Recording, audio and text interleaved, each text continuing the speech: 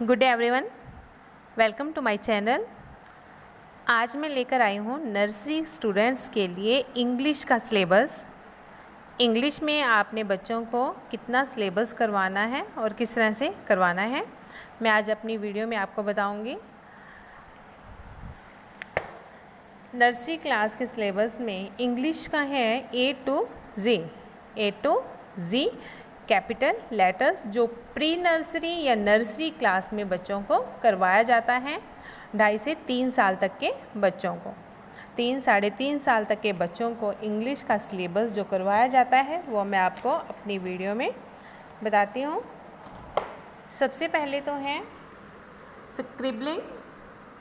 Scribbling में बच्चों को पेंसिल या कलर्स होल्ड करना सिखाया जाता है और उन्हें स्क्रिबलिंग दी जाती है। किसी भी प्लेन शीट को आप लेकर उसके ऊपर बच्चों से करवा सकते हो। इसमें बच्चा पेंसिल या कलर्स पकड़कर उसमें कुछ भी राइट कर सकता है इस तरह से, ठीक है। पेंसिल से या फिर कलर से, कलर भी आप यूज़ कर सकते हो। इस तरह से बच्चों को स्क्रिबलिंग करवानी है। इससे बच्चा पेंसिल और अब कलर्स को पकड़ना सीख जाता है।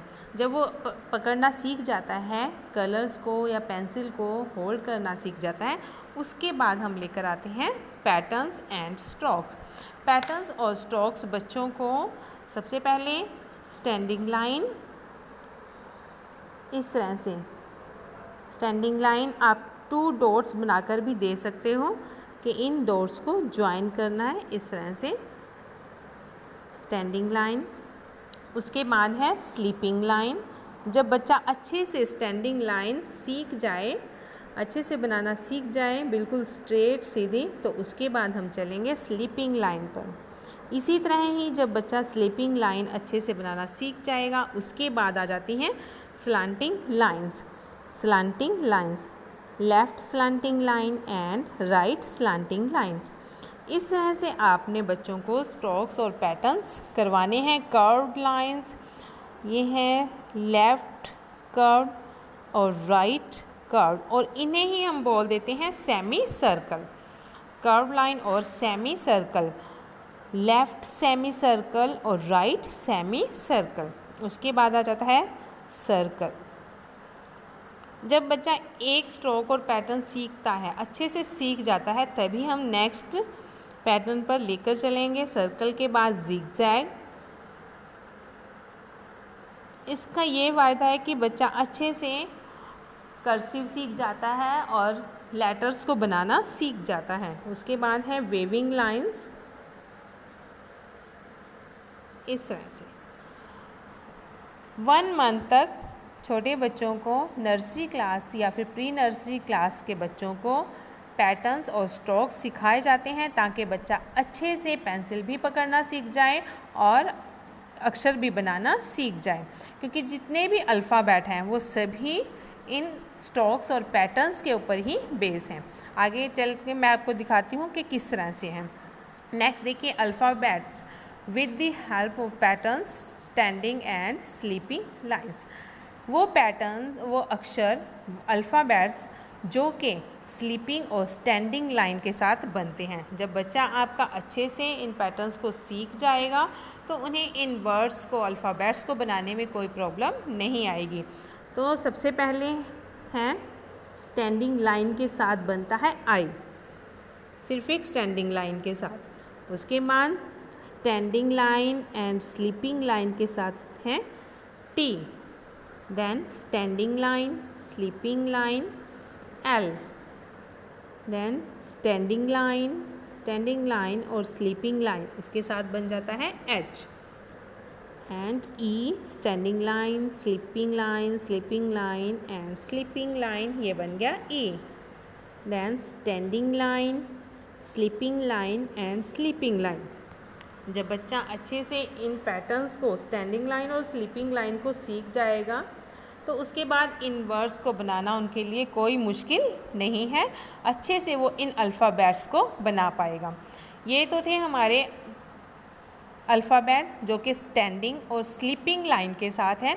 उसके बाद आ जाते हैं हमारे स्टैंडिंग, स्लीपिंग और स्लांटिंग लाइन के साथ। अल्फ़ाबेट्स जो स्टैंडिंग लाइन, स्लीपिंग लाइन और स्लांटिंग लाइन के साथ बनते हैं, इनमें है ए अ एप्पल, ये है स्लांटिंग लाइन के साथ, इस तरह से स्लांटिंग लाइन और स्लीपिंग लाइन। नेक्स्ट है के का kite, standing line, slanting and slanting line. इसी तरह से है next M mango, N nest, V W X Y Z. ये सभी हमारे जो अल्फ़ाबेट हैं ये हैं हमारे slanting lines and sleeping line और स्टैंडिंग लाइन के साथ। जब बच्चे अच्छे से पहले ये करेंगे स्टैंडिंग एंड स्लीपिंग लाइन वाले, उसके बाद स्लांटिंग लाइन वाले सभी अल्फ़ाबेट्स कर लेंगे, उसके बाद कर्व्ड एंड सर्कल वाले हमारे पास अल्फ़ाबेट आ जाते हैं। इनमें ये देखिए बी ब बॉल, सी क कैट, डी ड डॉग, जी ग ग्रेप्स, जे ज जग, ओ आउल, पी प पैरट, क्यू क क्वीन, आर रोज, एस अ शिप एंड यू अ अम्ब्रेला। इनकी प्रैक्टिस करवानी है बच्चों को। जब ये सभी अच्छे से बच्चे लिखना सीख जाएं, सबसे पहले जब हमने स्टैंडिंग एंड स्लीपिंग लाइन के अल्फ़ाबेट सिखाए हैं तो इनकी प्रैक्टिस करवानी है। जब ये बच्चे अच्छे से सीख जाएं तो उसके बाद हैं स्लांटिंग लाइन वाले अल्फ़ाबेट्स, ये सिखाने हैं, और उसके बाद कर्व्ड एंड सर्कल वाले अल्फ़ाबेट बच्चों को अच्छे से सिखाने हैं। जब ये अच्छे से बच्चों को आ जाएंगे तो उसके बाद हम फुल A to Z ले सकते हैं और ये बच्चों को सिखानी है अच्छे से A to Z। इनमें हमारे सभी अल्फ़ाबेट आ गए हैं जो कि standing line, slanting line and curved line के साथ बनाए थे। इसकी प्रैक्टिस करवाने के बाद कम से कम 10-15 दिन तक A to Z की बच्चों को अच्छे से प्रैक्टिस करवानी है, उनका हाथ चलवाना है ताकि बच्चा अच्छे से लिखना सीख जाए। जब A to Z आ गया तो इनके पहचान के लिए हम बच्चों को करवाते हैं इस तरह से मिसिंग अल्फ़ाबेट्स। अब मिसिंग अल्फ़ाबेट्स में एक एक वर्ड खुद से लिखेंगे, पेरेंट्स लिख कर देंगे और एक एक वर्ड बच्चा खुद से लिखेगा। जैसे कि ए अ एप्पल के बाद क्या आता है, बी ब बॉल, सी का कैट के बाद डी ड डॉग। और सभी स्टूडेंट्स को जो अल्फ़ाबेट्स हैं वो फोनेटिक साउंड्स के साथ ही करवाने हैं। फोनेटिक साउंड्स कौन सी हैं, देखिए ज़रा। ए अ एप्पल, ए की साउंड क्या है अ, ए अ एप्पल, बी ब बॉल, सी का कैट, डी ड डॉग, ई अ एलिफेंट, एफ अ फिश, जी ग grapes, H hen, I ice cream, J jug, K kite, L lion, M mango, N nose, O owl, P parrot, Q queen, R rose, S ship, T tomato, U umbrella, V van, W watch, X mystery, Y yoga, Z zebra. इस तरह से phonetic sounds के साथ ही बच्चों को alphabets करवाने हैं, क्योंकि आगे जो फोनेटिक साउंड्स हैं वो बच्चों को आनी चाहिए। इसके बाद ये मिसिंग लेटर्स अच्छे से बच्चों को करवाने हैं। इनसे बच्चों को पहचान हो जाती है अच्छे से कि कौन सा वर्ड्स है और इसके बाद क्या वर्ड आएगा, ठीक है। मिसिंग के बाद आ जाते हैं मैचिंग। मैचिंग में इस साइड हमने अल्फ़ाबेट्स लिखे हैं और जो ये अल्फ़ाबेट हैं वो हमने इस साइड ऊपर नीचे करके लिखे हैं ताकि बच्चा इनको मैच करेगा, पहचान सकेगा। ए को मैच करेगा ए के साथ इस तरह से, सी को सी के साथ, एच को एच के साथ, एल को एल के साथ एंड जी को जी के साथ। ये पहचान करवाने के लिए है ताकि बच्चा अच्छे से पहचान कर सके। मैचिंग हमने एक तो अल्फ़ाबेट के अल्फ़ाबेट से है और दूसरी हमारी आ जाती है पिक्चर्स के साथ मैचिंग। पिक्चर्स के साथ बी ब बॉल को मैच करेगा बी के साथ, इनमें से बी कहाँ है, यहाँ पर, ठीक है। बी को मैच करेगा बी के साथ, एफ फिश को एफ फिश के साथ, एम मैंगो को एम मैंगो के साथ एंड जिग जैग को जी के साथ। इस तरह से मैचिंग जो है हम 2 टाइप से करवा सकते हैं, एक तो अल्फ़ाबेट की मैचिंग अल्फ़ाबेट से और दूसरा पिक्चर के साथ अल्फ़ाबेट की मैचिंग। उसके बाद है see the picture, right the alphabet. अब यहाँ पर बच्चा पिक्चर को देखेगा, उसकी पहचान करेगा और उसके बाद उसका अल्फ़ाबेट लिखेगा कि कौन सा अल्फ़ाबेट है। जैसे कि अ एप्पल है तो यहाँ पर लिखना है ए। यह है जी ग्रेप्स, तो यहाँ पर बच्चा लिखेगा जी। जब बच्चे को पहचान होगी और लिखना सीख जाएगा तभी वो लिख पाएगा आई आइसक्रीम। You umbrella. इस तरह से और भी आप पिक्चर्स बनाकर बच्चों को दे सकते हो। A to Z तक जितने भी बच्चों को आप प्रैक्टिस करवाएंगे उतना ही अच्छे से बच्चा रिकॉग्नाइज कर पाएगा अल्फ़ाबेट्स को। उसके बाद है सर्कल द सिमिलर अल्फ़ाबेट। ये भी पहचान करवाने के लिए है कि बच्चे को इनकी पहचान हुई है या नहीं। जैसे कि अ एप्पल है तो इनमें से अ एप्पल को पहचानना है और उसके ऊपर सर्कल करना है। अ एप्पल है तो इनमें से अ एप्पल कहाँ पर है, यह तो यहाँ पर बच्चा क्या करेगा, सर्कल। इसी तरह से डी है तो डी के ऊपर सर्कल, एल है तो एल के ऊपर सर्कल, एम है तो एम के ऊपर, एक्स है तो एक्स के ऊपर। आप कोई और अल्फ़ाबेट्स भी ले सकते हो, ज़रूरी नहीं है कि हमने यही लेने हैं। और अल्फ़ाबेट लेकर उसके ऊपर आप अच्छे से बच्चों को करवा सकते हो। यहाँ तक अच्छे से बच्चों को करवाने के बाद बच्चों को इनकी पहचान करवाने के लिए आप और क्या कर सकते हो, आप बच्चों को इस तरह से ब्लॉक बनाकर दे सकते हो। इस तरह से ब्लॉक बनाकर दे सकते हो बच्चों को, जिससे बच्चा अच्छे से अल्फ़ाबेट को पहचान सके। जैसे कि ये मैंने कुछ ब्लॉक्स के साथ ही अल्फ़ाबेट्स बनाए हुए हैं। एक थर्माकोल का पीस लेकर इसके ऊपर मार्कर से और यहाँ पर एक पिक्चर पेस्ट की है, एम मैंगो। एम की साउंड भी लिखी है और पिक्चर भी बना रखी है। इस तरह से आप बनाओगे तो बच्चा बहुत ही इंटरेस्टिंग वे से सीखेगा।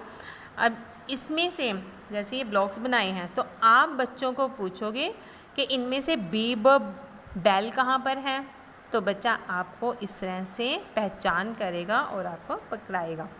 इस तरह से आप बच्चों को ब्लॉक्स के साथ अच्छे से अल्फ़ाबेट्स की पहचान करवा सकते हो, रिकॉग्नाइज करवा सकते हो। ऐसे ही हम बच्चों से पूछ सकते हैं ऐसा सन कहाँ पर है, तो वो बच्चा ये से दिखाएगा।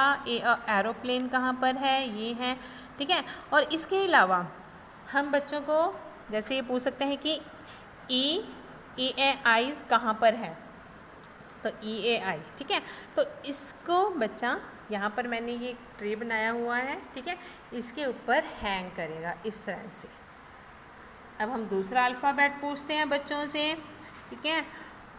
डी द ड्रम कहाँ पर है, वेयर इज़ द डी द ड्रम। बच्चा इन अल्फ़ाबेट्स में से पहचानेगा और उसे उठाकर ट्री के ऊपर हैंग करेगा। अब ये है डी द ड्रम, तो इसको करना है हैंग इस तरह से। प्लेवे मेथड से जब हम बच्चों को सिखाते हैं तो बहुत अच्छे से इंटरेस्ट लेकर बच्चे सीखते हैं।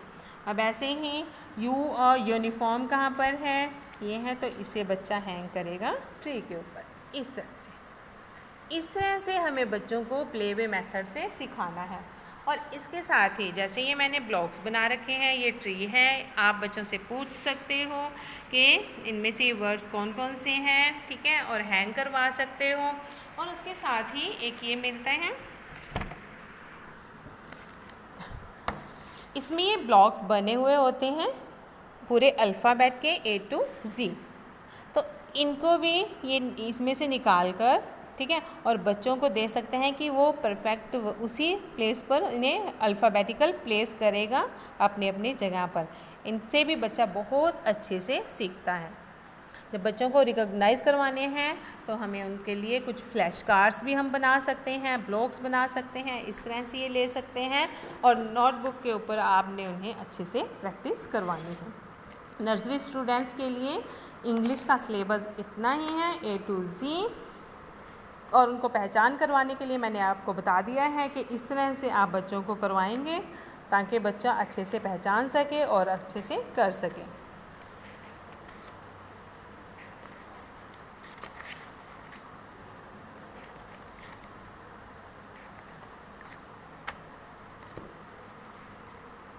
मेरी वीडियो आज की इतनी ही। Thank you, have a nice day.